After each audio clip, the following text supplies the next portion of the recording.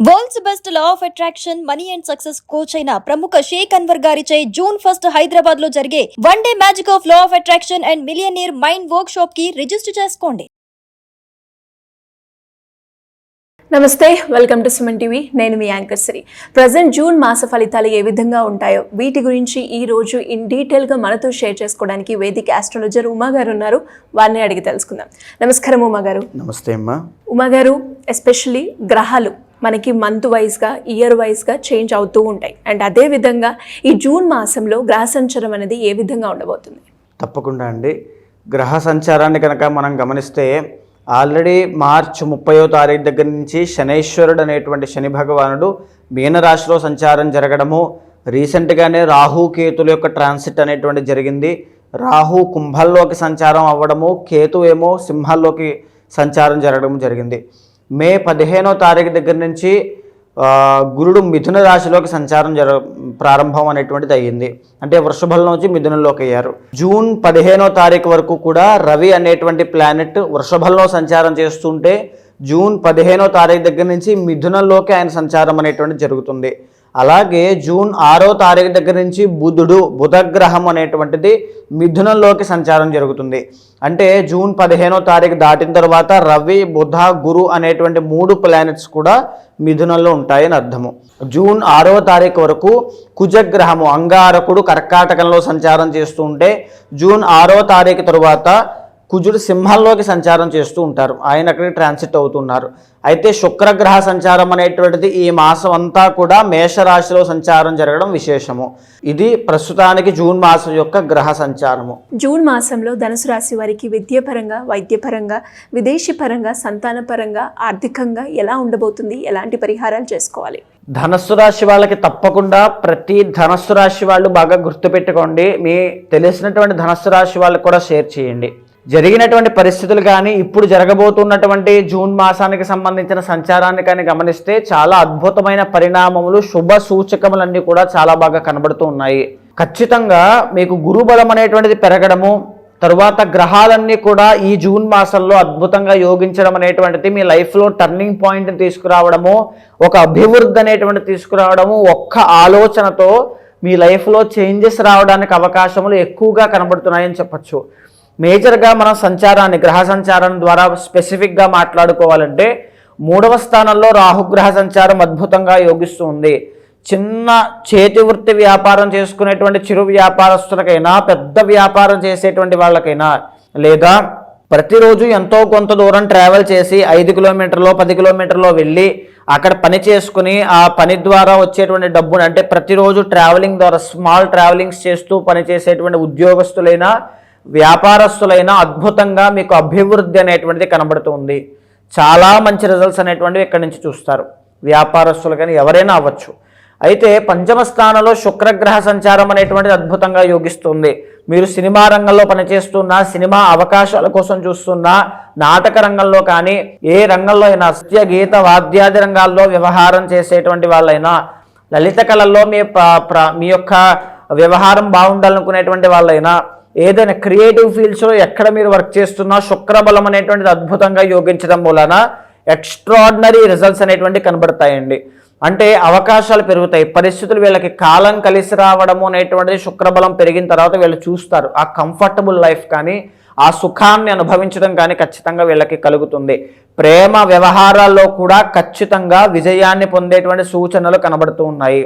అయితే 6వ స్థానంలో రవిగ్రహ సంచారం అనేటువంటిది 15వ తారీఖు వరకు కూడా అద్భుతంగా యోగిస్తోంది.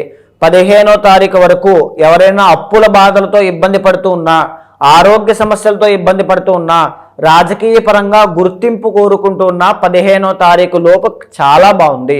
15వ తారీఖు తర్వాత రవి బలం కాస్త తగ్గుతుంది. అయినప్పటికీ కూడా 15 లోపులోనే చాలా మంచి రిజల్ట్స్ అనేటువంటివి చూస్తారు. అయితే 7th హౌస్లో బుధుడు, గురుడు ఇద్దరు కూడా యోగిస్తున్నారు.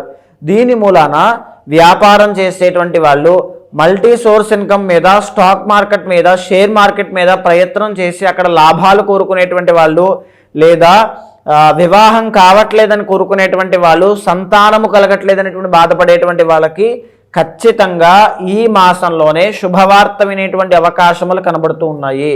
అద్భుతమైనటువంటి బిజినెస్ చేస్తారు, అద్భుతమైన ధనాన్ని చూస్తారు, అద్భుతమైన ఆనందదాయకమైనటువంటి పరిస్థితులను కూడా వీళ్ళు చూస్తారు.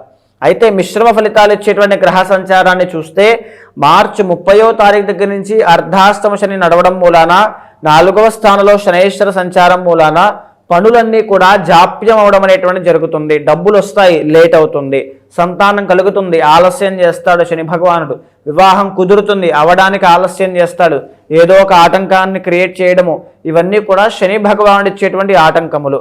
దీని మూలాన శని దోషం తొలగిపోవడానికి తప్పకుండా మీరు తిరుమల క్షేత్రానికి వెళ్ళి దర్శనం చేసుకుని రండి. లేదా ప్రతి శనివారము తైలాభిషేకం శనికి చేయించడము, శివ ఆరాధన ఎక్కువగా చేయడము, లేదా హనుమాన్ చాలీసా పారాయణ చేయడం ద్వారా శని యొక్క ప్రభావం నుంచి తప్పించుకుంటారు. ప్రతి విజయాన్ని అనుకున్న సమయంలో పొందేటువంటి అవకాశములు దానివల్ల కలుగుతాయి. అయితే 9వ స్థానంలో కేతుగ్రహ సంచారము. బాగా గుర్తుపెట్టుకోండి, డబ్బులు బయటికి ఇవ్వడం కానీ లేదా అప్పు పుచ్చుకోవడం కానీ అస్సలు చేయొద్దు. ఎవరికైనా సహాయంగా కూడా డబ్బులు ఇచ్చినా తిరిగి వచ్చేటువంటి పరిస్థితులు కనిపించట్లేదు. అయితే తండ్రి యొక్క ఆరోగ్యానికి ఇబ్బంది కలిగించేటువంటి పరిస్థితులు కూడా కనబడుతూ ఉన్నాయి. ధనుస్సు రాశి వాళ్ళు కాస్త జాగ్రత్తగా తండ్రి గారి యొక్క ఆరోగ్యాన్ని చక్కగా చూసుకోండి. 9వ స్థానంలోనే కుజగ్రహ సంచారం అనేటువంటి అంతగా అనుకూలించట్లేదు.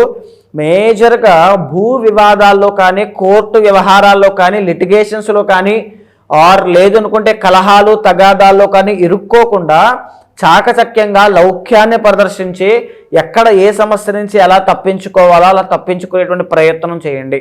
ధనుస్సు రాశి వాళ్ళకి అద్భుతమైన యోగం కనబడుతోంది. పర్సనల్ చార్ట్ అనేటువంటిది చాలా ముఖ్యము. మీ పర్సనల్ చార్ట్లో యోగము బాగుంది అనుకుంటే ఇప్పుడు మీరు తీసుకునే నిర్ణయాలు అనుకూలిస్తే అద్భుతమైనటువంటి స్టేజ్కి ఆ స్థాయిని మీరు చూస్తారు. సో ఎవరైనా ఇంకా శుభ ఫలితాలు చూడాలి అనుకుంటే శని యొక్క దోషం తొలగిపోవడం కోసం మాత్రమే శనికి తైలాభిషేకములు, నువ్వుల దానం చేయడము, ఆంజనేయ స్వామికి తమలపాకులతో పూజ చేయడం లాంటివి చేయండి. ఈ మాసంలో అద్భుతమైనటువంటి పరిస్థితులు మీకు కనబడుతూ ఉన్నాయి. అయితే ఇది మధ్యలో యాడ్ చేసుకోండి. ధనస్సు రాశి వాళ్ళకి 9వ స్థానంలో కేతు కుజుడు ఉండడం మూలాన ఏంటి అంటే ఆర్థిక వ్యవహారాల్లో చాలా జాగ్రత్తగా ఉండండి. అంటే ఎలా అంటే స్టాక్ మార్కెట్లో ఇన్వెస్ట్ చేయడం ఓకే, కానీ ఇక్కడ కేతువు కుజుడు అనేటువంటి ఆయన ఏం చేస్తూ ఉంటారంటే అప్పుల విషయంలో అంటే మీ డబ్బుని ఒక సందిగ్ధమైనటువంటి పరిస్థితిలో క్రియేట్ చేస్తారా, తిరిగి వస్తాయా లేదా అనేటువంటి ఒక భయము కానీ, ఒక యాంగ్జైటీ ఇష్యూ కానీ, ఒక తగాదాన్ని కానీ, ఒక కలహాన్ని కానీ క్రియేట్ చేసేటువంటి అవకాశములు ఉంటాయి. సో వాటికి తావివ్వకుండా జాగ్రత్త పడండి. ఆ విషయంలో మాత్రం చాలా జాగ్రత్త. సుబ్రహ్మణ్య దర్శనము, ఏదైనా ఒక మంగళవారం నాడు సుబ్రహ్మణ్య స్వామికి దర్శనమో, అభిషేకమో, శ్లోక పారాయణో, స్తోత్ర పారాయణో చేయడం మూలాన కుజ కేతువుల యొక్క అనుగ్రహం కూడా మీకు కలుగుతుంది. ఉమాగారు, మీరు అన్నట్టుగానే ఎవరికైనా కూడా ఇంకా పర్సనల్ చార్ట్ చూపించుకొని వాళ్ళు ఏదైతే సమస్యను ఎదుర్కొంటున్నారో దానికి సంబంధించి రెమెడీ చేపించుకోవాలి అంటే ఎలా ఉంటుంది? మనము ఇప్పటి వరకు మాట్లాడుకున్నటువంటి అన్నీ కూడా గోచార అంశములండి. కొంతమందికి గోచారం ఎంత శుభప్రదంగా ఉన్నప్పటికీ కూడా పర్సనల్ చార్ట్లో కొంతమందికి కొన్ని దోషాలు ఉంటాయి. సూర్య పితృదోషం కావచ్చు, కాలసర్పదోషము కావచ్చు, లేదా కర్మదోషము కావచ్చు, ఏదైనా కావచ్చు.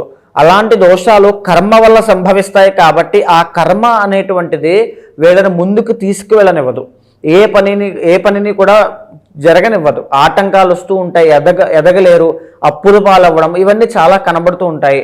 పర్సనల్ చార్ట్లో ఎప్పుడైతే మీరు చూసుకుని ఆ తగినటువంటి శాంతి పూజలు ఆచరించడమో, గోచారంతో సహా పర్సనల్ చార్ట్ని దృష్టిలో పెట్టుకుని నిర్ణయాలు తీసుకోవడమో ఖచ్చితంగా చేయాలి. అలాంటివి చేసినప్పుడే మీ అభివృద్ధి అనేటువంటిది ఆగకుండా ముందుకు వెళ్తుంది. సో అలాంటి వాళ్ళు ఎవరైనా ఉంటే తప్పకుండా మీకు కింద కనిపించే నెంబర్కి కాల్ చేస్తే మా వాళ్ళు మీకు పూర్తి వివరాలు అందిస్తారు. మీ పర్సనల్ చార్ట్ చూసిన తర్వాత ఏదైతే మీ సమస్య కానీ మీ కోరిక కానీ ఉందో దానికి అనుగుణంగా ఆ యోగం ఉందా లేదా అనేటువంటిది చూసి, ఒకవేళ అలాంటి దోషములు ఏవైనా ఉంటే కనుక తగినటువంటి శాంతి పూజలు మీతో ఆచరింపచేసి, లేదా ఆ శ్లోకపారాయణ ఆ మంత్రజపం మీతో చదివించి ఆ దోషము తొలగించేలా చేసి దైవానుగ్రహం పొందేలా చేస్తాను. థ్యాంక్ యూ అండి. Thank you so much. నమస్తే అమ్మా.